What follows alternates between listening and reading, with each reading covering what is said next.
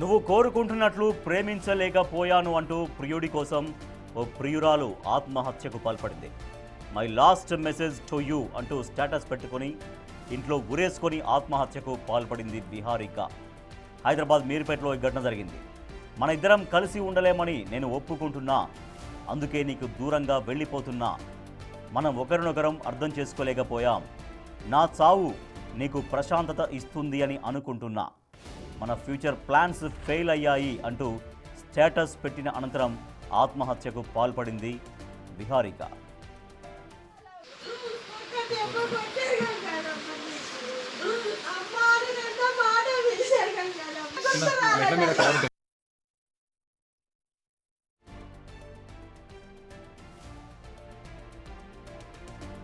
BTech third year చదువుతున్న విహారిక స్థానికంగా ఉండే జై కిషోర్ కొన్ని సంవత్సరాలుగా ప్రేమించుకుంటున్నారు.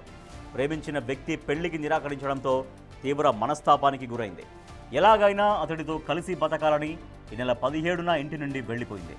అయితే తల్లిదండ్రులు మీర్పేటలో మిస్సింగ్ కేసు నమోదు చేయడంతో ఈ నెల 18న అమ్మాయిని తీసుకువచ్చి జయకృష్ణ ఇంటి వద్ద వదిలాడు.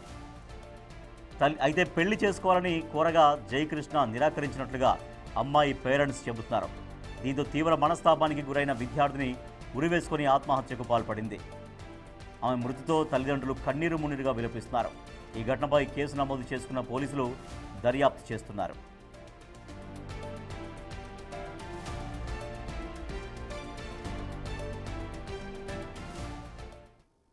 అయ్యా మాకు తెలీదు. మాకు తెలిసిన తర్వాత ఇట్లా చేస్తుంటే వాడికి పిలిచి మాట్లాడామయ్యా. చేసుకుంటే చేసుకొని నా బిడ్డ చచ్చిపోతాను అంటుందంటే నేను చేసుకోను అన్నాడయ్యా.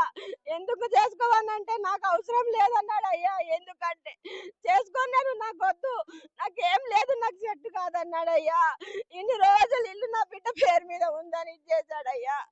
మేము ఇల్లు మార్చుకున్న తర్వాత నా బిడ్డకి ఇంత అన్యాయం చేశాడయ్యా. వాడి కోసం సస్తారని వాడిని చంపాడయ్యా నా బిడ్డను. రాత్రి ఫోన్లు చేసిందంటయ్యా వాడికి. ఆడు ఫోన్ ఎత్తలేదు. ఏమనుకుందో ఏమో. చచ్చిపోతుండే పిల్ల.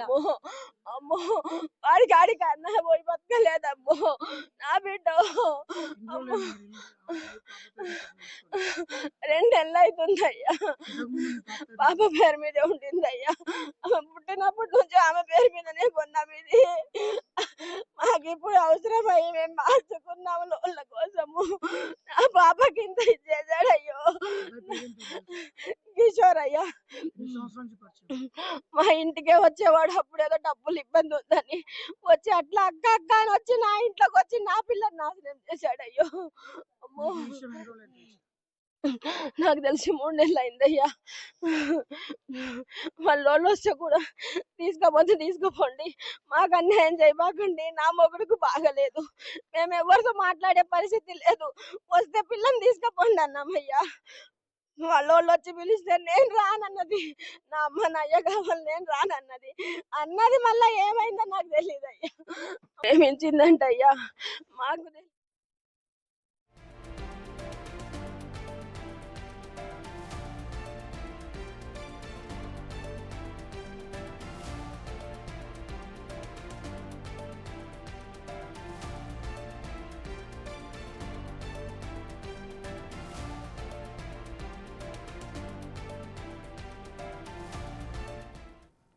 అటు విహారిక ఆత్మహత్య గురించి మరింత సమాచారాన్ని మా ప్రతినిధి అనిల్ అందిస్తారు. మీర్పేట్ పోలీస్ స్టేషన్ పరిధిలోని అల్మాజ్గూడ ప్రాంతంలో విషాదం చోటు చేసుకుందని చెప్పాలి. బీటెక్ చదువుతున్న 3వ సంవత్సరం విద్యార్థిని విహారిక ఆత్మహత్య చేసుకుంది. అయితే ప్రేమకు సంబంధించి తను ప్రేమించినటువంటి వ్యక్తి కిషోర్ ఆ ప్రేమకు అంటే పెళ్లికి ఒప్పుకోకపోవడంతో తను నిరాకరించిందని చెప్పేసి దానిలో భాగంగానే తను ఆత్మహత్య చేసుకున్నట్టుగా కూడా తెలుస్తుంది. ఇందులో భాగంగానే వాళ్ళ తల్లిదండ్రులు ప్రజెంట్ విషాద ఛాయల్లో అలుముకున్నారని చెప్పాలి. ముఖ్యంగా ఈ ఘటన ప్రజెంట్ ఈ ప్రాంతంలో విషాద ఛాయలు అలుముకున్న పరిస్థితి మనకు కనిపిస్తుంది. అయితే ఈ నెల 17వ తారీఖున తను మొదటిగా మిస్ అయింది, అంటే వెళ్ళిపోవడం జరిగింది. ఆ తర్వాత పోలీస్ స్టేషన్లో మిస్సింగ్ కేసు నమోదు చేసిన వెంటనే ఆ తర్వాత ఆ కిషోర్ అనే వ్యక్తి తీసుకొచ్చి 18వ తారీఖున వదిలిపెట్టినట్టుగా కూడా తెలుస్తుంది. అయితే వీటన్నిటికి కూడా కారణం ఆస్తికి సంబంధించి అమ్మాయి దగ్గర, అంటే విహారికకు సంబంధించి ఆస్తులు ఏవైతే ఉన్నాయో అవన్నీ కూడా తల్లిదండ్రుల పేరు మీదకి మార్చడంతోనే తను పెళ్లికి నిరాకరించినట్టుగా కూడా తెలుస్తుంది. అందులో భాగంగానే తల్లిదండ్రులు కూడా అదే విధంగా ఆరోపిస్తున్న పరిస్థితి. ప్రజెంట్ అయితే తనని పోస్ట్ మార్టం నిమిత్తం ఉస్మానియాకి తరలించడం జరిగింది. తల్లిదండ్రులతో కూడా మాట్లాడదాం, అసలు ఏం జరిగింది, ఎప్పుడు జరిగిందో తెలుసుకుందాం. అమ్మ, అసలు ఏం జరిగిందమ్మా? అమ్మో, వాళ్ళు ప్రేమించుకున్నారని చెప్పారయ్యా. నేను ఫస్ట్ ఇయ్యనన్నాను. ఇయ్యనన్న తర్వాత ఇంటికి వచ్చి మమ్మల్ని కొట్టాడు, కారు అద్దాలు పగలు కొట్టాడు, గందరగోళం చేశాడు. పిఎస్పై కంప్లైంట్ ఇద్దామంటే నా బిడ్డ వద్దమ్మా, ఎందుకు, వాడు పిఎస్పై నా పైసలు ఇచ్చేసుకొని వస్తాడు, మనం దూరం ఉందామమ్మా, జాగ్రత్తగా ఉందామమ్మా, నేను వాడి జోలికి పోనమ్మా, నేను జాబ్ చేసుకోవడానికి ఇబ్బంది అవుతుందమ్మా, కంప్లైంట్లు వద్దని ఆ రోజు రాయలేదయ్యో. ఎప్పుడు జరిగింది అదంతా? 3 నెలల కింద అయ్యా, 3 నెలల కింద జరిగింది. నేను ఉంటానమ్మా, నేను మంచిగా ఉంటానమ్మా, నేను మర్చిపోతానమ్మా అని చెప్పింది. మళ్ళా కాలేజీ కాడికి పోయాడంట. కాలేజీ కాడ గందరగోళం, బయట బస్ ఆపి గందరగోళం చేశాడంట. నాకు చెప్పను కూడా చెప్పలేదు, మా గోళ్ళలో బాగలేదని. 10 రోజుల నుంచి ఒకటే ఏడుస్తుంది. ఏందమ్మా అంటే, నేను బతకనమ్మా, నేను చచ్చిపోతాను, నా గోడు కావాలంటే. నేను ఇంటికి పిలిచి మాట్లాడాను అయ్యా, నేను మా ఇంటికి పిలిచి మాట్లాడాను. అయ్యా చేసుకో, నా బిడ్డ చచ్చిపోతా అంటుంది, చేసుకొని తీసుకపో, మేమైతే చెయ్యలేము, మా పరిస్థితి బాగలేదు అని అంటే అని చెప్తే, వాడు నేను చేసుకోను, నాకు అవసరం లేదు, బయట ఎవరికి చెప్పినా నా చంపుతా, నేను చంపి జైలుకు పోతా, 2 నెలల్లో వస్తా, నేను డబ్బులు కట్టుకొని వస్తా అని మాకే బెదిరించాడు. అయ్యో అమ్మో. ఎప్పుడు బయటికి వెళ్ళింది, అంటే మిస్ అయినట్టుగా కూడా, అంటే వెళ్ళిపోవడం కూడా ఇంట్లో కొంచెం వెళ్ళిపోయినట్టుగా కూడా తెలుస్తుంది. పోయిందయ్యా, మొన్న 17వ తారీఖు మంచిగానే ఉండింది. అంతకు ముందు కాలేజీ నుంచి వచ్చి కూడా కూర్చొని అమ్మ నాకు బాగుండట్లేదు, నేను 2 రోజులు ఎటన్నా పోతానమ్మా అంటే, నేను మా తమ్ముడికి బాగాలేకపోతే, అమ్మ బావకు బాగాలేదంట, పోతే 2 రోజులు పోమ్మా అన్న అంటే, బుక్ చేస్తానమ్మా అన్న. నువ్వెందుకు బుక్ చేస్తామమ్మా, నీకు చదవచ్చా, నేనే పోతానమ్మా అంది అని కూర్చుంది. పైకి పోయింది, ఆకలి అవుతుంది అన్నం పెట్టమ్మా అంది. చిక్కుడుకాయ కూరేసి నేనే తినిపించా. సరే అని చెప్పి నేను షాపుట్ట కిందకు వచ్చా. నా ముట్ట కిందకు వచ్చింది, వచ్చి నుంచొని ఫోన్ ఫ్రెండ్స్ తోటి మాట్లాడుతా ర్యాపిడో బుక్ చేసుకొని పోయింది. వెళ్ళిపోతే నేను చూసి ఎడికి పోయావమ్మంటే, ఫ్రెండ్స్ కాడికి పోయి. ఎవరు ఫ్రెండ్స్ అమ్మా, శ్రీనివాస్ కాడికి పోయావా, అఖిల వాళ్ళ ఇంటికి పోయావా, చరణ్ వాళ్ళ ఇంటికాడ ఉండవా, ఏడ ఉండవు చెప్పమ్మంటే, లేదమ్మా వాళ్ళేనా, నాకు కాలేజీ ఫ్రెండ్ ఉంది కదా, నా మైండ్ బాగాలేదమ్మా, నేను వస్తానమ్మా, నువ్వేం టెన్షన్ తీసుకోకు, నేను వస్తానమ్మా అంది. 5 నిమిషాల్లో వస్తున్నా అంది, 10 నిమిషాల్లో వస్తున్నా అంది. అమ్మా నువ్వు టెన్షన్ తీసుకోకు, నేను ఎక్కడికి పోను, నేను వస్తాను, నువ్వు టాబ్లెట్లు వేసుకోమ్మా అని చెప్పి స్విచ్ ఆఫ్ చేసింది.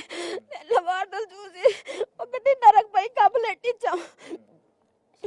కంప్లైంట్ ఇచ్చి 1:30కి ఇంటికి వచ్చాము. 5-2 నిమిషాలకు ఫోన్ చేసింది. అమ్మా ఎందుకమ్మా నువ్వు కంప్లైంట్ ఇచ్చావంట, నేను ఒక్కదాన్నే పోయానమ్మా అంటే, వాడికి కూడా ఫోన్ చేస్తే వాడికి ఎవరో ఫ్రెండ్ ఫోన్ చేసిందంట. ఇంకా వాడు ఫోన్ చేసి తిట్టుకుంటా పోయి ఆడ ఏమేమని తీసుకొచ్చాడో ఏమో. మమ్మల్ని రమ్మంటే మేము బాగలేని వాళ్ళమంతా దూరం రాలేము, అలా ఉంటాయి మా చుట్టాలు ఉంటారు తీసుకొస్తారంటే కూడా అట్లా ఎట్లా ఇదవుతుందంటే, వాడి గురించి మళ్ళీ ఏమన్నా మాట్లాడతాను. తీసుకొచ్చేటప్పుడు ఏమన్నాడు, వచ్చిన కాడ నుంచి కాలేజీకి పోలే, మొన్న ఒక్క రోజు పోయింది, మనం కాలేజీకి పోయావా లేదా అన్న, పోయానంది.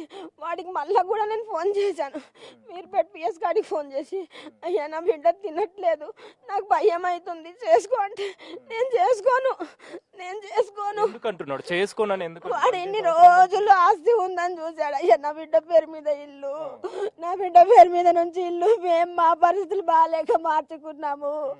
దానికోసమని దానికాడ ఏం లేదు, నేను చేసుకోనని చెప్పాడంటయ్యా. బిడ్డతోటి మాట్లాడినా ఆ మాట అన్నాడంటయ్యా. నిన్ను చేసుకొని నేను ఏం చేయాలి, నాకేముంది, ఇన్ని రోజులు ఏదో ఉంది, నీ అయ్యకు బాగలేదు, ఇప్పుడు మీదే చక్కగా లేదు, నాకు వద్దన్నాడంట. అయ్యో అమ్మో. నా బిడ్డ చివరిగా ఎప్పుడు మాట్లాడిందమ్మా మీతోని? ఎప్పుడు మాట్లాడడం జరిగింది? రాత్రి 12:30కి పోయా నేను.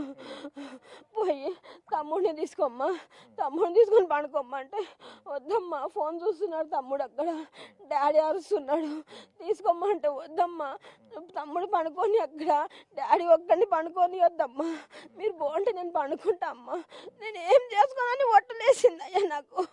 అమ్మా పొద్దున్నే డాడీకి హాస్పిటల్ తీసుకుపోవాలమ్మా, టాబ్లెట్లు అయిపోయి చాలా రోజులైంది, తీసుకోపోదమ్మమ్మా, వచ్చిన తర్వాత పిఎస్ కాడికి పోయి కంప్లైంట్ వాపస్ తీసుకుందామమ్మా, నువ్వు భయపడకమ్మా అన్నది. నాకు 12:30కి పోయి వాళ్ళు కరిస్తే అమ్మో ఇంకా అంతేనయ్యా. నేను ఏం చేసుకోను అన్నది. నాకు ఎన్ని మాటలు చెప్పింది, సెలవులకి శ్రీశైలం పోదామమ్మా, పోదామమ్మా అన్న, అది కూడా అన్నదమ్మా 7ంటికి పోదామమ్మా అని కూడా చెప్పానమ్మా. నా బిడ్డ తెల్లారి బాటికి నా కళ్ళలో లేదమ్మా. ఎలా పరిచయం అయ్యాడమ్మా అసలు? అయ్యో వాళ్ళు ఏదో ఇల్లు కొనుక్కుంటున్నాము, మాకేమైనా డబ్బులు ఇప్పియండి అని చెప్పి మేము చిట్టీలు వేసేవాళ్ళం ఇంతకుముందు, ఏదైనా డబ్బులు ఇప్పియండి అని చెప్పి తీసుకొచ్చాడు అయ్యా వాళ్ళ అన్న. పాప పెద్ద మనిషి అయినప్పుడు డెకరేషన్ చేశాడు, అప్పటి నుంచి వాడు ఇంటికి వచ్చేవాడు అయ్యా. లేకపోతే మాకు అసలు అంతకుముందు తెలియదు. ఇవే డెకరేషన్లు, డీజేలు పెట్టుకుంటాడయ్యా. ఇప్పుడు ఏం చెప్పాలనుకుంటున్నామ్మా? అంటే ఇప్పుడు దానికి నా సంబంధించి బిడ్డకి న్యాయం జరగాలి, వాడు బయటికి రావద్దు, ఇంకో పిల్లకి చెయ్యొద్దు, ఇంకో పిల్లకి అన్యాయం చేయొద్దు. వాడు మస్తు మందికి అన్యాయం చేశారు, వాడు మస్తు మందికి చేశాడంట అన్యాయము, మస్తు మందికి చేశాడంట, మాకు తెలీదు. ఆ మాట నేను అడిగితే నీ బిడ్డకి తెలిసే ఇచ్చేసింది, నాకొద్దు, ఇప్పుడు నేను చేసుకోను. అమ్మో అంటే విహారి మీ కూతురుతోనే కాకుండా ఇంకా మిగతా వాళ్ళతో మిగతా వాళ్ళు కూడా ఉన్నారు. అయ్యో కొడలని వచ్చాడు సార్, ఆ అమ్మాయికి తొలగించి ఈ అమ్మాయిని ఎట్ట చేశాడో తెలుసు సార్. వాళ్ళ ఇంటికాడ కూడా ఉంటారంట, అవి చూసే ఈమె ఇసుకిచ్చుకొని నేను మాట్లాడానంటే ఆమెకు నాన్న టార్చర్ చేశాడు సార్. చాలా బాగుండే పిల్ల, కానీ 3 days నుంచి కొంచెం డల్ గా ఉంది. అప్పుడే నాకు అనుమానం వచ్చింది ఏమైనా జరుగుతుంది ఈడ అని.